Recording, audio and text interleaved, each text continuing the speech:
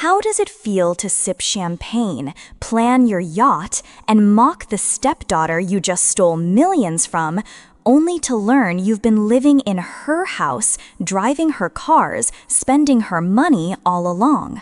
That's not a twist. That's a masterpiece of karma, carefully crafted by a father who loved his daughter more than his own pride. The waiting room smelled like expensive cologne and even more expensive secrets. Andrea sat stiffly on the leather chair, her hands tangled together in her lap. She tried to focus on the thick gold frames of the paintings on the wall, solemn old men who seemed to judge her for even being there. Across the room, Diane was on her phone, voice syrupy sweet. "Yes, book the full spa package for next week and reserve the champagne suite, of course. We'll celebrate properly after today." Beside her, Brandon scrolled through a yacht dealer's website, eyes wide like he could already feel the sea breeze on his face. 60-footer in Miami, Mom. Gotta snag it before someone else does. Chloe flipped her perfectly highlighted hair, leaning toward Diane with a giggle. "I was thinking Hamptons, 8 bedrooms at least, tasteful, nothing tacky." Andrea watched them, a hollow ache in her chest. They laughed like kids picking candy, completely sure of the future they thought they owned. She tried to swallow down the bitterness, but it tasted like old coins and betrayal. Sitting there, Andrea's mind drifted to the countless family dinners she'd never been invited to. She'd scroll through social media later that night, seeing smiling photos of Diane, Brandon, and Chloe gathered around her father Harold's, hand resting on Diane's shoulder, like they were the perfect portrait of happiness. And there was always an empty seat, her seat. It burned in a way that never quite went away. A memory pierced through her like a fresh cut. She had spent the whole afternoon baking her dad's favorite cinnamon bread, warm, golden, wrapped carefully in parchment paper. She drove over, heart fluttering, hoping for one of those cozy evenings they used to have tea, laughter, him telling stories about how she used to ride on his shoulders at the fair. But Diane had opened the door, her lips stretched in a smile that didn't reach her eyes. "Oh, sweetheart, you should have called first. Harold's napping. These new medications just wear him out completely." Andrea had stood there on the porch, clutching the bread that still smelled like sugar and hope. She nodded, swallowed her disappointment. Diane promised she'd give it to him. The next morning, Andrea found the entire loaf in the trash bin by the curb, untouched. It was almost impressive how Diane managed to be both subtle and vicious at the same time. She leaned back in her chair, crossed her perfectly manicured legs, and said just loud enough for Andrea to hear, just soft enough to pretend it wasn't meant for her. I don't even know why she bothered showing up today. Harold made it perfectly clear, everything goes to us. Chloe let out a short, sharp laugh, tossing her hair over one shoulder like some bored heiress. Brandon smirked, pushing his chair back until it balanced dangerously on 2 legs. His foot tapped an arrogant little rhythm against the marble floor, as if he were already counting down to the moment he'd be filthy rich. Andrea's chest tightened. She dropped her eyes to the floor, breathing slowly, counting the swirls in the marble, just to keep from doing something, anything that might crack her calm. Let them talk, she told herself. The truth was about to come roaring in, and none of them were ready. The door creaked open with a weight that felt almost symbolic, as if years of secrets were clinging to its hinges. Mr. Buick, James Blackwood, stepped out his suit perfectly pressed, a subtle scent of old books and leather trailing after him. He gave them all a polite, practiced smile. "If you'll please follow me, we're ready." They were led into a conference room that seemed built to intimidate. Dark wood paneling, towering shelves crammed with thick volumes, and an enormous polished table that looked like it could swallow anyone whole. Andrea hovered for a moment at the entrance, feeling suddenly small. But Diane didn't hesitate.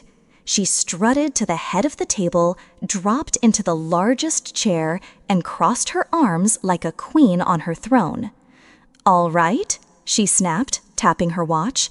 "Let's get this over with. I have a meeting with my financial advisor at 3. Mr. Blackwood raised an eyebrow just slightly, then gave a small nod. "As you wish, Mrs. Morrison." Andrea slid into a chair near the end, her heart thudding painfully in her chest. It all felt like the final act of a play she wasn't sure she was ready to star in. Mr. Blackwood sat down with deliberate care, adjusting his glasses before flipping open a thick leather-bound folder. The quiet rustle of pages felt almost sacred, as if he were about to recite scripture from the book of their family's fate. Andrea held her breath. But Diane clearly had no patience for ritual. She leaned forward, a sly, triumphant smile twisting her lips. "Let's just skip to the inevitable, shall we?" Diane purred, her voice dripping condescension. Harold made it very clear, Andrea gets nothing, not a cent. There it was, so blunt, so cold, it almost rattled the walls. Silence fell heavy over the polished table. Then, shockingly, Mr. Blackwood did something entirely unexpected. He threw his head back and let out a full, hearty laugh, not a polite little chuckle or a strained clearing of the throat. A deep, rolling, almost joyful laugh that echoed off the wood panels and made Diane's smug expression freeze. Andrea's eyes widened. Brandon blinked in confusion. Chloe's mouth fell open like a broken hinge. When Mr. Blackwood finally wiped the tears from the corners of his eyes, he sighed.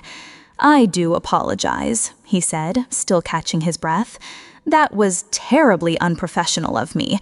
But the faint grin lingering at the edge of his mouth suggested he wasn't sorry at all.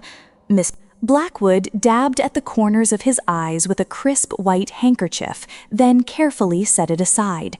He cleared his throat, the ghost of that grin still playing at his lips. "My sincerest apologies," he said, folding his hands neatly on the table. "That was terribly unprofessional. But truly, Mrs. Diane Morrison, do you actually know what a trust is?" Diane's eyes narrowed, her lips pulling into a tight line. She gave a little huff, as if the question were beneath her. "Of course I do," she snapped. "It's a financial instrument. Harold and I had plenty of discussions with our estate planner. Everything was updated. Everything." Mr. Blackwood tilted his head slightly, like a patient professor trying not to smile at a clueless student. "Very good," he said smoothly. "And do you happen to know when Harold established the Morrison Family Trust?" The air shifted. Just a subtle drop in temperature, but Andrea felt it all the way down to her bones. Diane blinked, then scoffed. "Children's trust? That's absurd. Harold only had one child, and that's her." She jerked her chin toward Andrea dismissively. "But it doesn't matter. Any old paperwork would have been voided by the new will."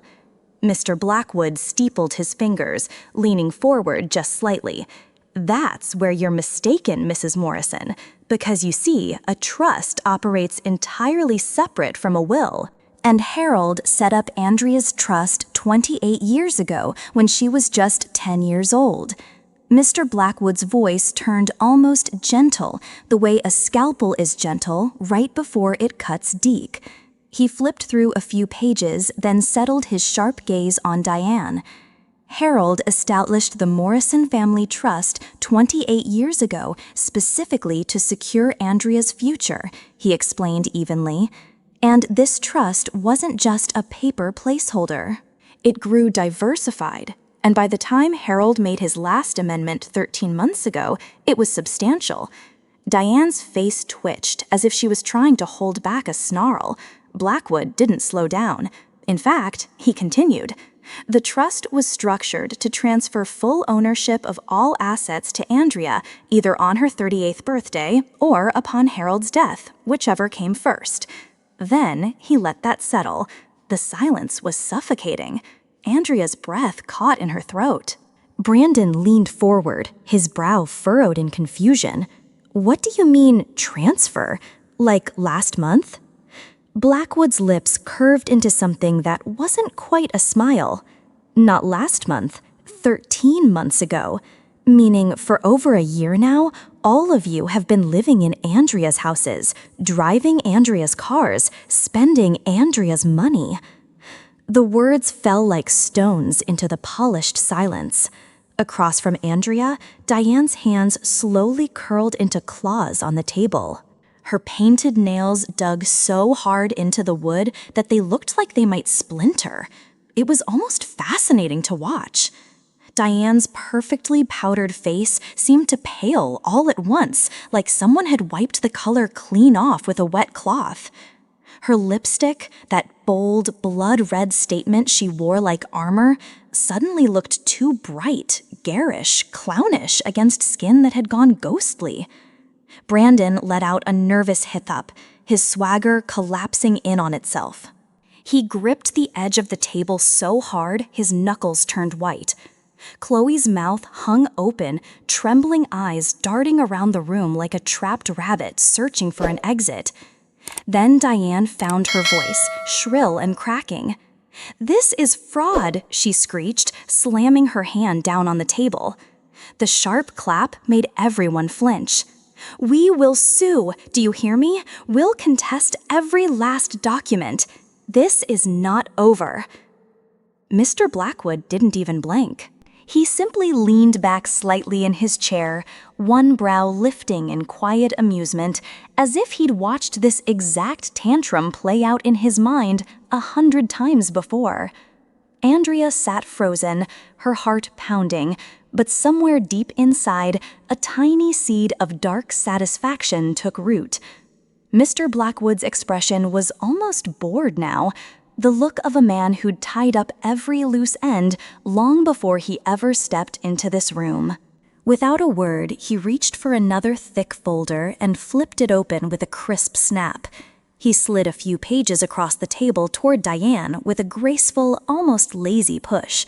"This," he said, tapping the top page, "is a comprehensive cognitive assessment from 13 months ago, conducted by 2 neurologists and a psychiatrist.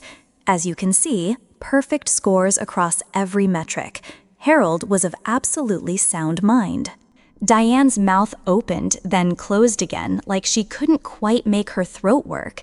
But Mr. Blackwood was already pulling out another stack. "And here," he continued, "are the results of the private investigation Harold commissioned. He was quite thorough."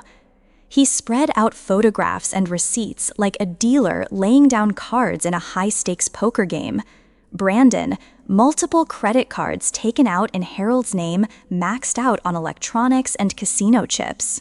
Brandon's face drained of color. Chloe, luxury shopping trips billed straight to Harold's accounts, totaling over $200,000.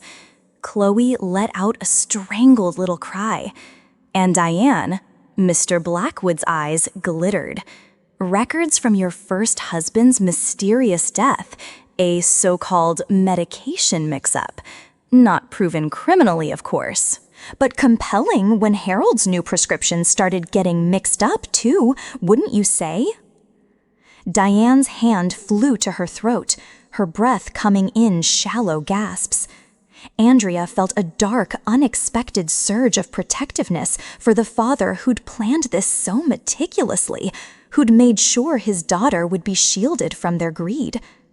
Mr. Blackwood reached into his case one final time and pulled out a slim, cream-colored envelope sealed with a deep green wax stamp.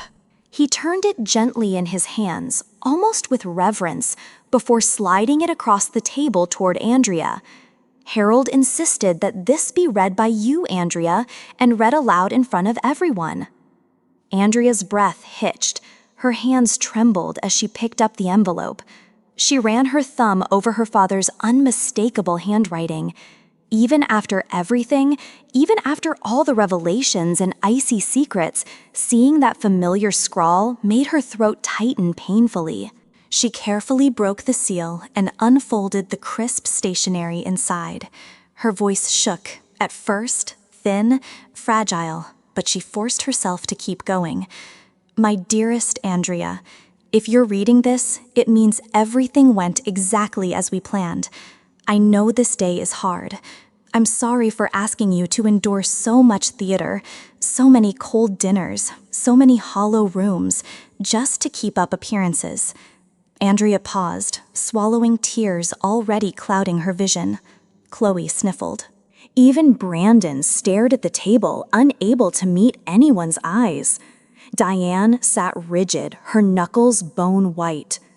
Andrea took a breath and kept reading each word, dropping heavy into the silence. Andrea's voice cracked as she continued, her eyes blurring with tears that finally slipped free. I knew what Diane was long before the doctors told me I was sick. I saw the way she angled for control, isolated me from old friends, even from you. I let it happen for a while, Andrea, because sometimes it takes time for a person's true colors to shine all the way through. When the cancer diagnosis came, it was almost a relief. It gave me clarity.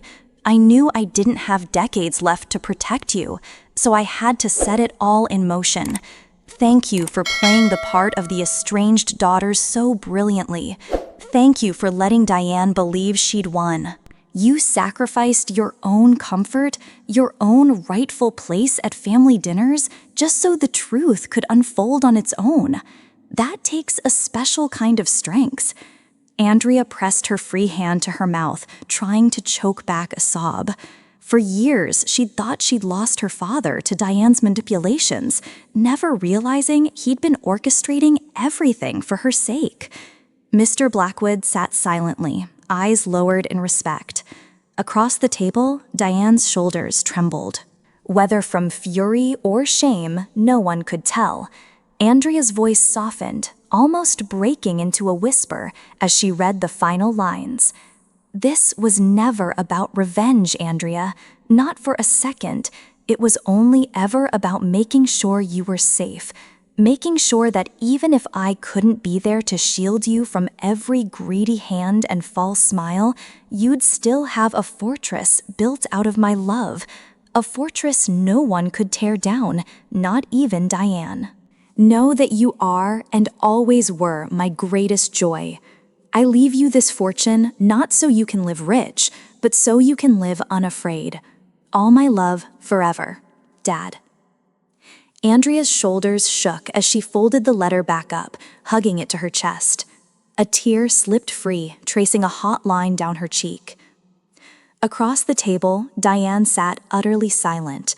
Her hands lay limp in her lap, now no longer clawing for control, her painted face slack with defeat. Andrea realized then that this wasn't about watching Diane lose. It was about knowing beyond a doubt that she had always been loved so fiercely, so thoroughly, that her father had spent his final years ensuring her safety more carefully than he ever guarded his own life. Mr. Blackwood's composure was absolute calm as a pond on a windless day. He didn't bother with a dramatic pause. He simply reached into a slim side pocket of his briefcase and pulled out 3 crisp $1 bills. With the slow, precise care of a surgeon, he laid each one gently on the gleaming table. 1 in front of Diane, 1 in front of Brandon, and 1 in front of Chloe. According to Harold Morrison's official last will and testament, he said in a voice almost serene, he bequeaths to his beloved wife Diane and to her children, Brandon and Chloe, the sum of exactly $1 each. The bills looked absurd there on the massive mahogany surface, like jokes printed on cheap paper. But the weight of them was heavier than a mountain. Diane's eyes bulged. Her hands flew to the table, gripping the edge so hard her knuckles whitened. And then, in one explosive motion, she shot to her feet. Her chair skidded back and crashed to the floor behind her with a clatter that echoed through the wood-paneled room. "This is humiliating," she shrieked. "You can't do this to me, to us. We were his family." Andrea didn't flinch at Diane's outburst. Her movements were slow, deliberate, almost eerily calm. She reached into her structured leather handbag and pulled out 3 plain white envelopes. She laid them on the table right next to the lonely dollar bills. "These," Andrea said steadily, her voice carrying across the room like a knife slicing silk, "are official eviction notices. You each have 30 days to vacate my properties, all of them." Brandon let out a strangled noise somewhere between a laugh and a groan, while Chloe's hands flew to her mouth, her eyes wide with dawning horror. Diane's head jerked up, her face twisted into something monstrous. She let out a guttural shriek that made Andrea's skin prickle. "I am his widow," Diane screamed, slamming a fist on the table. "You can't just throw me out like trash. I have rights. I was his wife." Andrea tilted her head, studying Diane with a kind of detached curiosity, as if examining an insect under glass. "No, Diane," she replied, her voice icily composed. "Not a wife, just a guest who outstayed her welcome, and now your stay is over."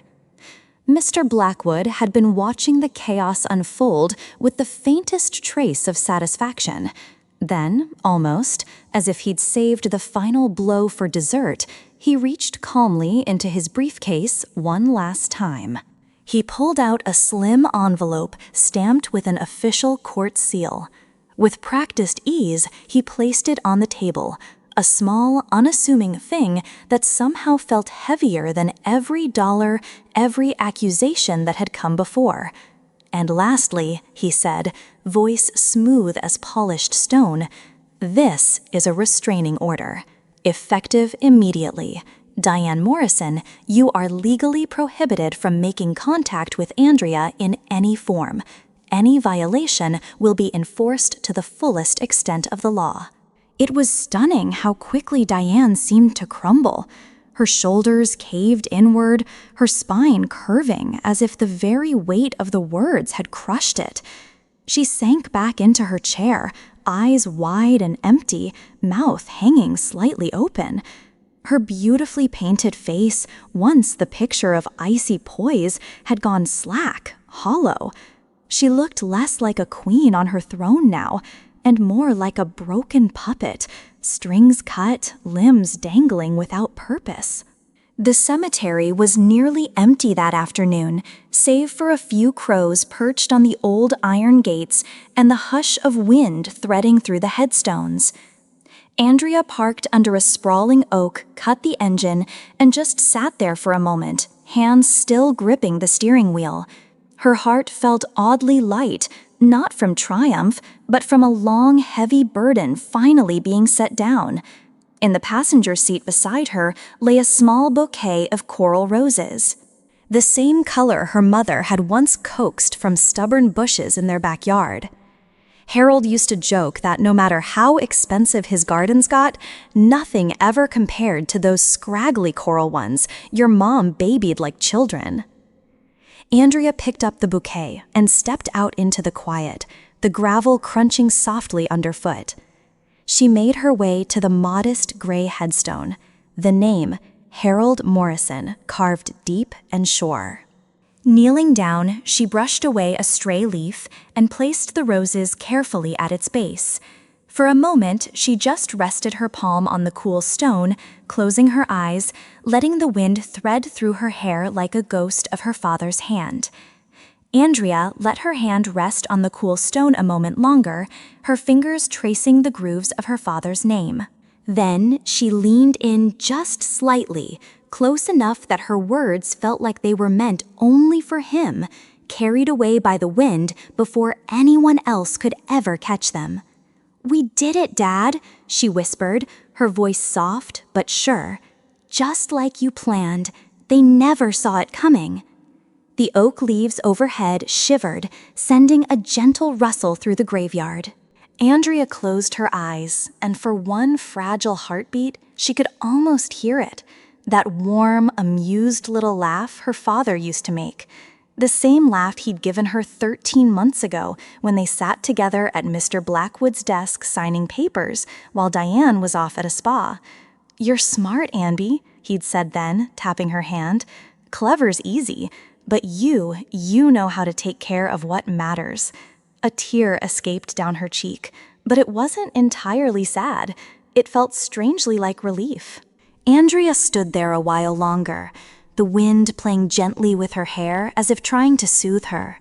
She thought back to something her father had told her more than once, sometimes with a grin, sometimes with a somber weight that hinted he was trying to prepare her for the world. "Clever people take," he'd said.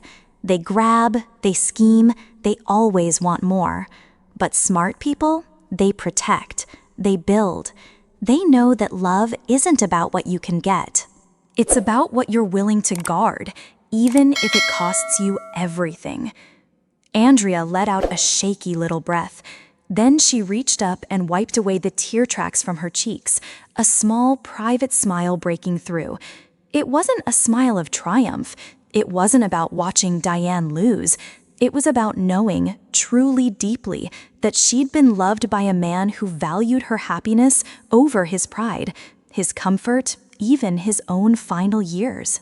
And that was something no amount of money could ever buy. Andrea didn't drive back to the grand estate Diane used to parade around like a trophy. That hollow mansion with its echoing halls and cold marble floors had never really felt like hers, not even now, knowing it was legally under her name. Instead, she turned down a quiet lane lined with old oaks and mailboxes painted by hand. At the very end stood a modest craftsman house, cheerful with its faded blue trim and crooked wind chimes singing on the porch. This was the house her father had secretly purchased for her years ago, long before the cancer, long before Diane's claws had dug in too deep. A private sanctuary in her own name, set aside so she'd always have a place that was truly hers. Andrea stepped out of the car and breathed in deeply. The air here smelled different, of damp earth and sun-warmed wood, and faintly of roses. In the narrow flower beds along the walkway, coral rose bushes were stubbornly thriving, just like the ones her mother once tended. She smiled. It wasn't grand, but it was home. Andrea sat on the porch steps, elbows resting on her knees, a soft porch light spilling a gentle halo around her. The crickets had started their nightly chorus, mingling with the occasional sigh of wind through the rose bushes. She looked out over the small, uneven Vard and felt her chest loosen in a way it hadn't in years. It struck her then, clear as moonlight on the old wooden railing. The real inheritance her father left her wasn't the $57 million sitting in accounts and investments. It wasn't the houses or the cars or the sprawling trust portfolio that Diane had tried so desperately to control. It was this quiet, this certainty, the unshakable truth that someone had once loved her so fiercely, so completely. He'd spent his final breath building walls around her, not to trap her, but to keep the wolves out. Andrea closed her eyes, let out a long sigh, and for the first time in forever, she wasn't afraid of tomorrow. Andrea let her gaze drift up to the stars peeking through the velvet sky. For a long moment, she simply sat there, breathing, existing in the quiet her father had fought so hard to give her. Then, almost as if remembering someone else was listening, someone out there beyond the camera, beyond the screen, she looked forward, eyes gentle but unwavering. If you're lucky enough to have someone who protects you in silence, her voice was soft, but there was a quiet power to it. Don't wait for a will reading to tell them you're grateful. A small, bittersweet smile curved her lips. Tell them now, while they're still here to hear it. And with that, she leaned back, letting the night hold her close, surrounded not by marble halls or stacks of money, but by the simple, priceless inheritance of being loved. Life doesn't always give us fair battles. Sometimes it gives us silent guardians instead. The real wealth in this world isn't counted in dollars or deeds. It's counted in the people who'd quietly sacrifice everything to keep us safe, even when we don't notice, or worse, even when we misunderstand them. So if you're lucky enough to have someone like that, a parent, a partner, a friend, don't wait for a dramatic moment to show your gratitude. Tell them today. Love them out loud while there's still time to let them feel it. If this story touched you or made you think of someone who's quietly protected you, hit that subscribe button. Join us here on Beyond Boundaries, where we dive into stories that aren't just meant to entertain, but to remind us what really matters. And if you can drop a comment sharing who you're thankful for today, let's keep these moments alive together. Tiêu đề. Stepmom cut me from dad's will, lawyer laughed, then exposed her in front of everyone. Hashtag stepmom, hashtag inheritance, family drama, trust fund, lawyer laughs. Stepmom cut me from dad's will, laughed, then exposed her in front of everyone.